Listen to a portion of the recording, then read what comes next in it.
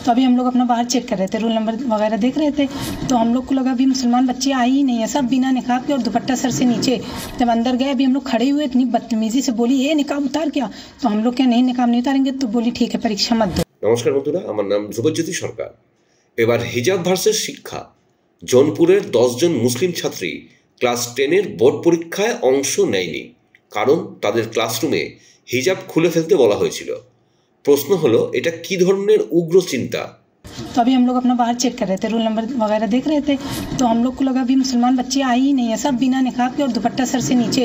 जब अंदर गए अभी हम लोग खड़े हुए, इतनी बदतमीजी से बोली ये निकाब उतार क्या, तो हम लोग क्या नहीं निकाब नहीं उतारेंगे, तो बोली ठीक है परीक्षा मत दो। एक लड़की रख रही थी सर पे, तो उससे बोली नहीं दुपट्टा उतार, तो हम लोग देखे, हम लोग क्या ये तो ज़्यादा हो रहा है, हिजाब भी नहीं पहनने दे। हम लोग इतना तैयार थे कि चेहरा खोल के बैठेंगे, चेहरा देख लें, चेकिंग भी कर लें, लेकिन हम लोग नकाब नहीं उतारेंगे, लेकिन वो लोग माने ही नहीं।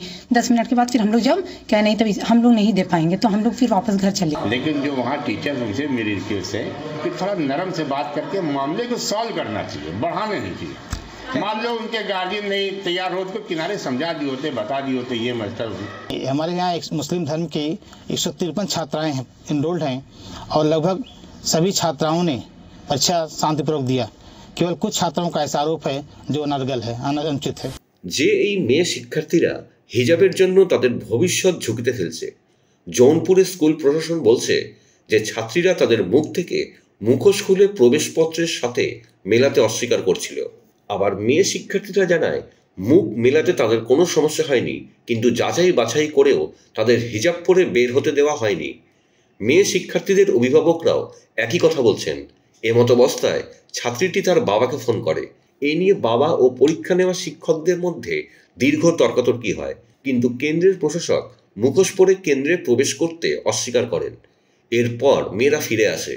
মেয়ের বাবার কথা ভালো করে শুনলে আপনারা আকাশ থেকে পড়বেন। আপনারাই শুনুন কি বলছে। जहाँ ज़रूरत शरई है या कौमी है या सरकारी है, हर जगह दिखाया जाता है, मगर दिखाने के मतलब है कि आप उनको नंगा रखें 1 घंटा, ये तो नहीं मुमकिन। खाने के मतलब है कि आप उनको नंगा रखें 1 घंटा, खाने के मतलब है कि आप उनको नंगा रखें 1 घंटा। तो उन लोगों ने कहा कि निकाब उतार दो। उन्होंने कहा ठीक है, अंदर जाके निकाब उतार देते। देख लिया, मिलान कर लिया, उसके बाद कहा निकाब छोड़ दो यहीं, और दुपट्टा भी सिर्फ सर पे नहीं बल्कि कंधे पर रख लो और मुंह मत ढाको, एकदम सीधा ऐसे खुले हुए इम्तहान हाल तक जाओ। तुम्हारी बच्चियों ने एहतियात किया कि ये नहीं मुमकिन है, हम वापस आएंगे, हम जाते हैं। कहा नहीं, आपको ऐसे ही देना पड़ेगा। कहे अगर ऐसे ही देना है तो हम नहीं जाएंगे।